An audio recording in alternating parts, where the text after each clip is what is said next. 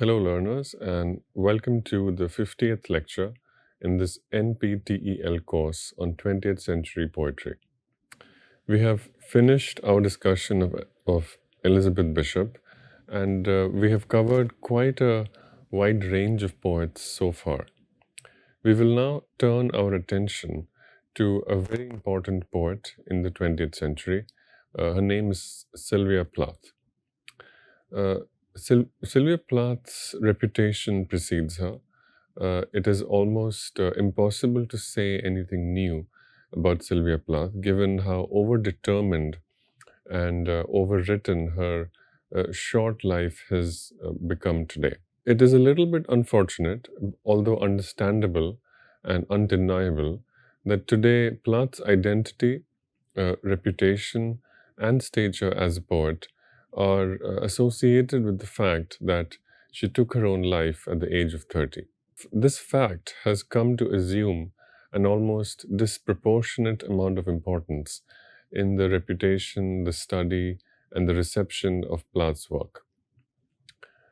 Try as we might to dissociate her identity from her life, the personal forces that culminated in her taking her life, there is little we can do because it seems to me that there is a very good reason for the mix of this personal with the professional.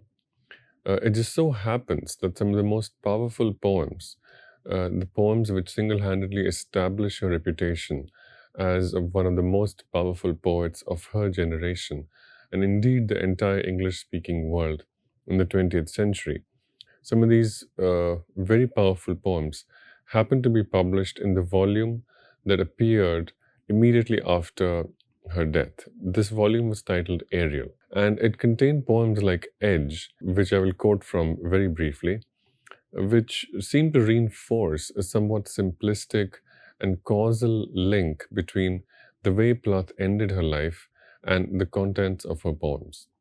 So the poem, which I just named Edge, contains these lines. The woman is perfected. Her dead body wears the smile of accomplishment, the illusion of a Greek necessity. So these lines associate a woman's identity with two things. On one hand, the smile of accomplishment, which is associated with seeking approval from others for doing something difficult. That seeking of approval is connected with something else, another different thing, which is the illusion of a Greek necessity. Right? Greek necessity, tragedy. Greek tragedy often featured women who were killed or who died in very tragic circumstances.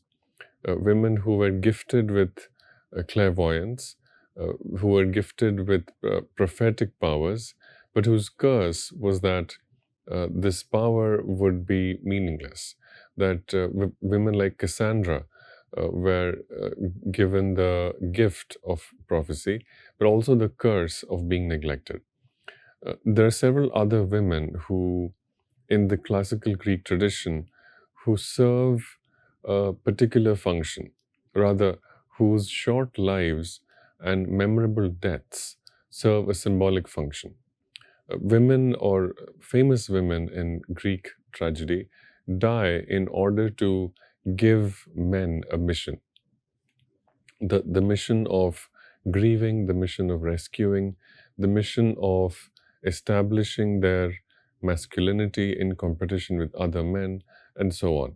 The reference to Greek mythology and dying women in Greek tragedy highlights the patriarchal function of a society in which it is necessary for women to die in order for their value to be accepted. This is a hypocritical condition, but Plath's lines assume that in ancient Greece, there was some connection between the social organization and this kind of a description of the deaths of women in the literature. However, in the 20th century, there was no such excuse. there was no excuse given by the organization of society to determine that the deaths of women would serve this social function. That is why the poet says that the woman's dead body wears a smile of accomplishment, which is the illusion of a Greek necessity. So, the poem itself, despite being very powerful, seems to reinforce sort of pathetic fallacy or a sort of autobiographical reading. What is that reading? The reading which connects the events in Plath's life with the words in her poems. This is a somewhat simplistic reading, as I've been suggesting, because Plath was an accomplished poet. She had a very sure hand, a solid hand, composed poetry with a strong vision of the history of the form, as well as a very powerful idea of the power of words. So it's not that events from Plath's life can be read as explaining frameworks for her poems. Sure, there are some connections between events in Plath's life with her words, but essentially, the words need to be understood in relation to other words first, and only then can they be understood in relation to events from Plath's life. So, it's important to develop two distinct perspectives when reading Plath's poems, which are indeed among the most striking things ever written in the English language. First, there is the biographical perspective. While the biographical perspective is certainly important and almost undeniably so, especially according to some scholars, given the publishing and the politics of publishing that began after Plath's death and the multiple editions of her poems that bore the editorial changes of multiple hands. So, it's important to focus on the biographical perspective. It's important to not lose sight of the fact that after Plath's death, a lot of controversies, conflicts, and politics took place between the people who were in charge of publishing her poems, the people who felt entitled to have opinions on how those poems ought to be published, and some others who also felt that they had different opinions. And so there was a lot of disagreement and debate about between different parties, all of whom felt that they had Plath's best interests. All of these parties believed that they were the ones who understood Plath's original intentions. Of course, they wanted different things, so it led to conflict. And we will read a little bit and understand a little bit of that conflict soon. So this is the first perspective, the biographical perspective. But on the other hand, it's also important to focus on the words themselves and to then go back to the biographical perspective to understand how the words are not simply a reflection, or they're not simply the consequences of the life that was lived, but rather give us a way to return and reinterpret the events from the life. Now, this second perspective is one that's drawn from new historicist approach to literary studies. This is an approach in which scholars read literary texts alongside documents from historical sources. And in this approach, we can find reflected in Plath's poems the changing historical and cultural milieu of the 20th century. Some of these changes in the 20th century impacted various aspects of life, both public and personal. In fact, the key change in the 20th century was that it became difficult to decide where the boundary existed between the public and the personal. And as a woman poet, Plath was most sensitive to this blurring of the boundary and in fact welcomed the blurring of this boundary, which several other feminist scholars and activists were doing in Plath's own time. So what were these changes that took place in the 20th century? They include, but are not limited to, the first and second waves of the feminist movements, the end of the McCarthy era in the USA, and the legacy of World War II. One can also see the reflections of an archetypal theory of femininity in many of the poems that Plath published in this collection. Now, this edition, Ariel, was published in the year 1965. Plath had taken her life in 1963. Ariel, the version that was published in 1965, was edited by Ted Hughes. Ted Hughes was a well-regarded poet in his own right and Plath's one-time husband. The two had recently separated, but due to a technical issue, their marriage had not been officially annulled. So, because because Hughes was Plath's husband at the time of her death, he became the official executor of the Plath literary estate. As someone in charge of her papers, he exercised final say on the publication of Plath's writing after her death. After Hughes himself passed away in the year 1981, much of Plath's own writing that had hitherto not been allowed to be published finally saw the light of day. These writings came from a variety of sources and were composed in a variety of genres.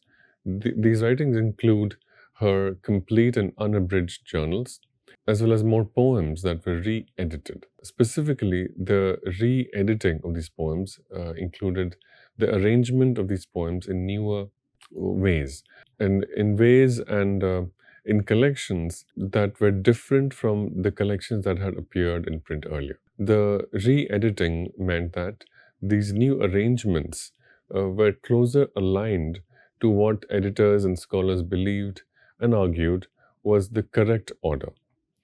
By correct, these editors and scholars meant that they were now able to return to or align to the order in which Sylvia Plath herself had originally intended that these poems be published.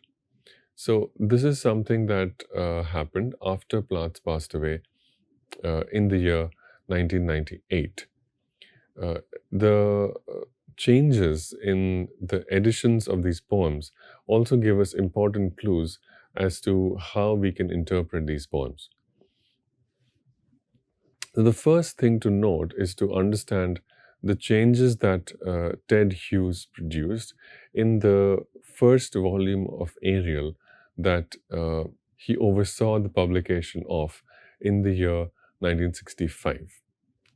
According to the scholar of poetry Marjorie Perloff, who may be said to have fired the first shots in these Plath wars or the many controversies after her death, according to Perloff, Hughes arranged the poems in Ariel, that is the 1965 edition, changed the order from the order which Plath had left them.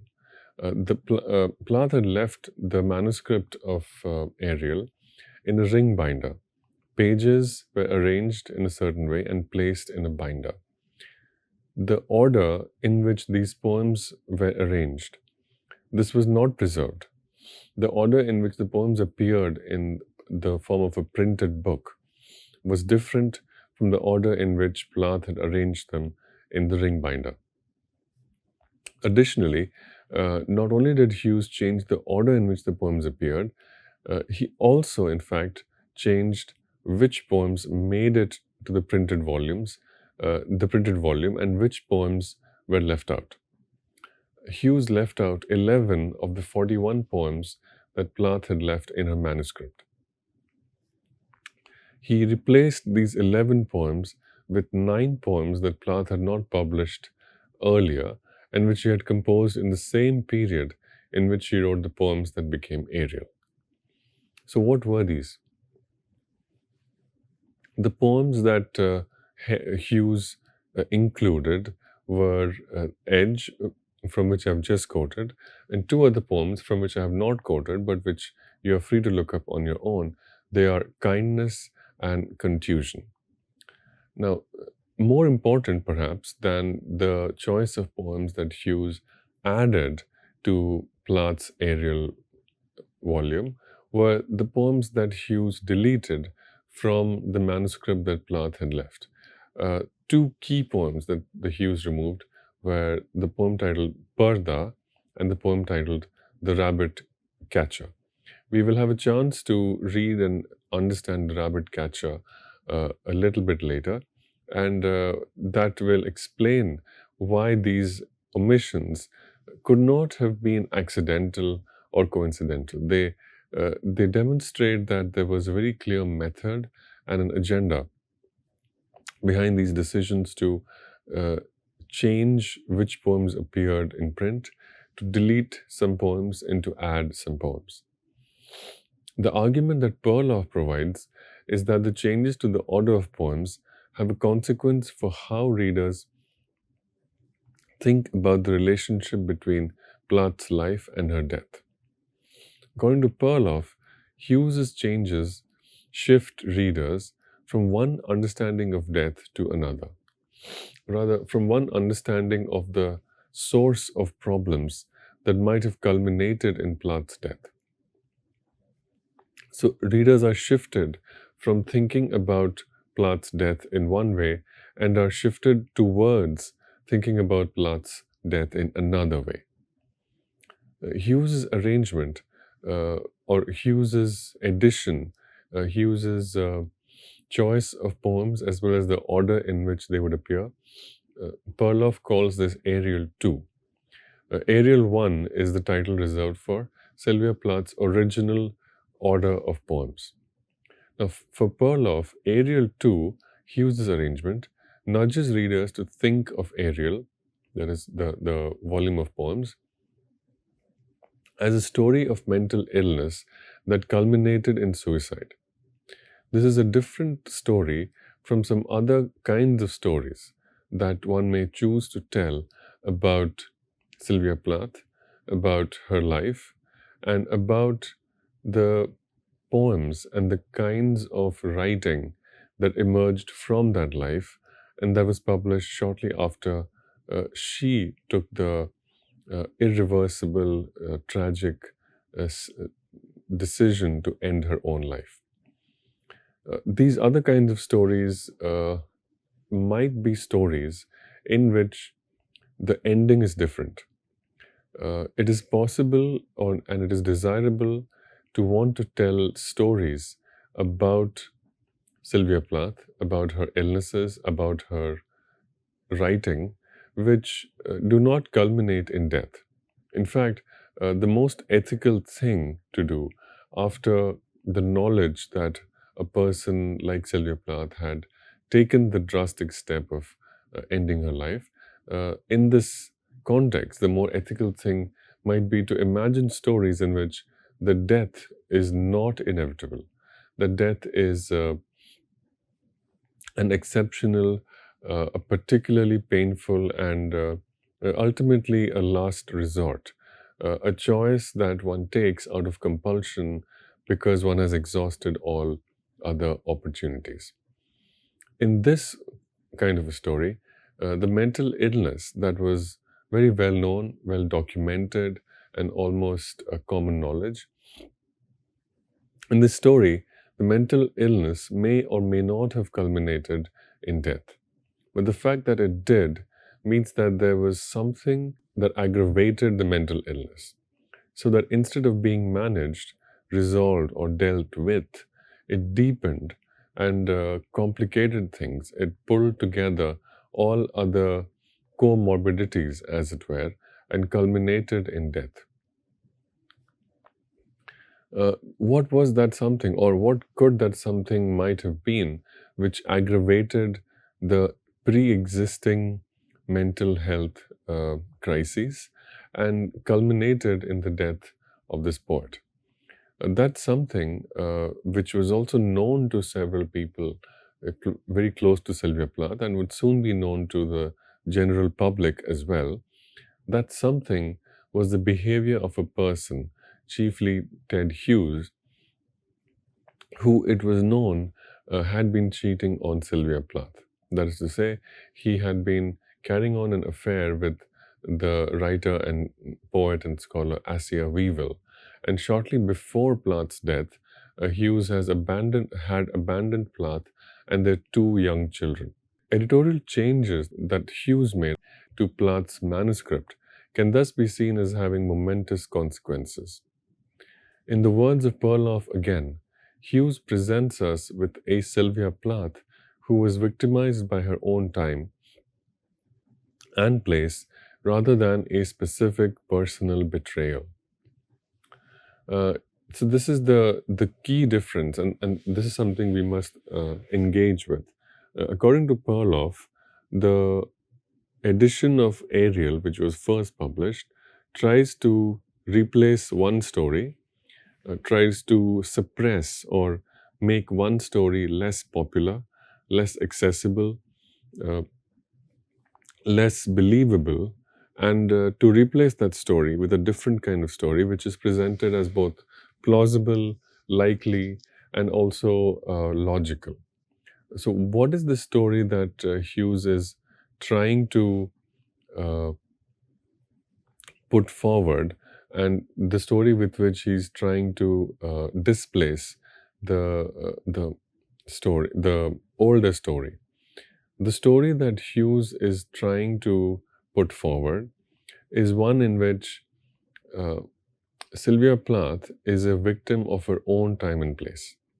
This would, of course, be convenient for Hughes because he did not want to be seen as a perpetrator or someone whose personal choices precipitated in this very grave and irreversible tragedy. Uh, Whether or not this was in fact the case, we cannot say for sure. We can only speculate. There are things, however, that Hughes did put in writing. And in an essay titled Publishing Sylvia Plath, Hughes gave his own reasons for doing what he did without identifying any particular cause for guilt or shame. Hughes makes this statement in the essay Publishing Sylvia Plath. Here is Ted Hughes. There are quite a few things more important than giving the world good poems, unquote. As a highly accomplished poet in his own right, Hughes may be given some credit for subordinating one's vocation and professional interests to the moral issues of life and death. So, on a literal level, this is what this sentence is saying. It's telling us that poems are important, and especially for poets, poems are very important. They give the poet a sense of accomplishment, identity, purpose, but they also ensure that the poet remains solvent, is able to support him or herself, and is able to earn a living. So these are many reasons why it may seem that there's nothing more important than giving the world good poems. However, the truth is, and the mature thing to realize as a human being, is to realize that there are quite a few things that are more important than giving the world good poems. What are these things?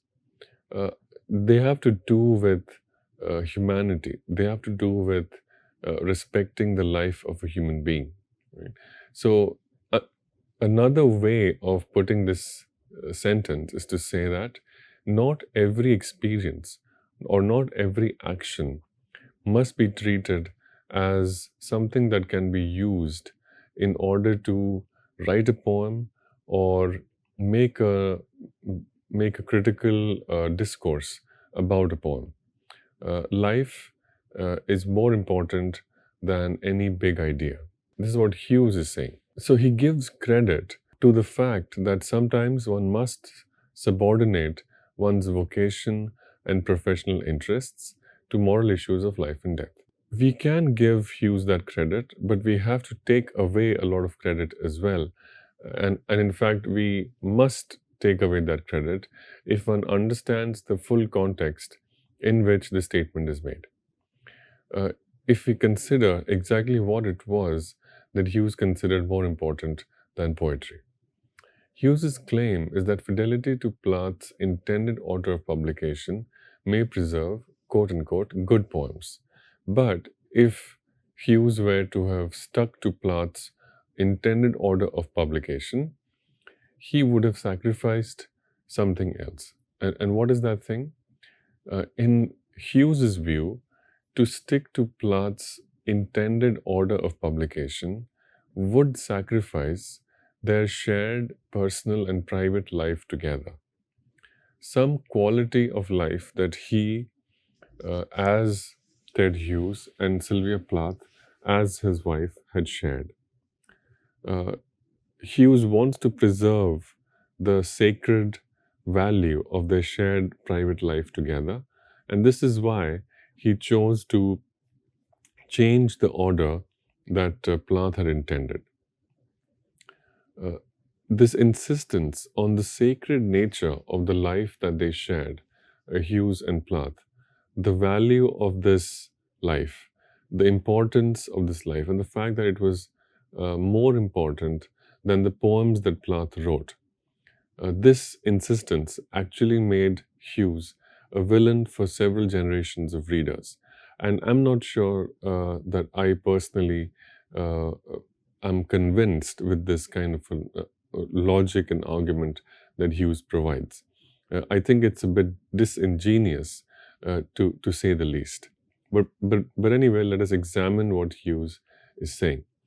The need to present one kind of narrative over others, while coming from a place of respect and old-fashioned British reserve or reticence, was interpreted in most circles, scholarly and otherwise, as a disingenuous expression of guilt. At its best, Hughes saying that his respect for Plath's life and his desire to protect the life that he had shared, the memories that he had shared with Plath, from the prying gaze of readers of books, from the prying gaze of fans, scholars, and everyone else who only cared for the poems but did not care for the lives of the people who were involved and which led to those poems. These readers are actually quite selfish, and Hughes would like to protect both the memory of his wife, his former wife, and the memory of himself from these prying gazes. I'm not convinced that this is a very logical argument, and at best it serves Hughes's own interests. So at its best, this kind of an argument signifies Hughes's guilt and shame at what his own actions had done to a woman he loved.